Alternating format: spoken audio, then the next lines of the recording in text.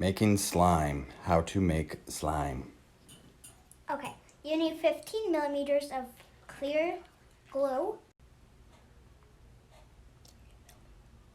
25 millimeters of room temperature water.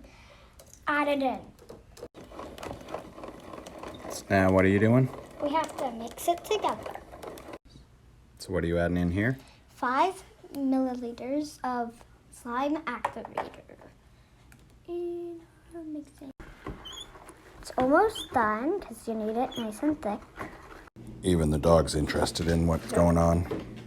Oh, okay, it's kind of sticky. Now we have to knead it. So, yeah. Now we're gonna add some color. And voila, we have somewhat yellow with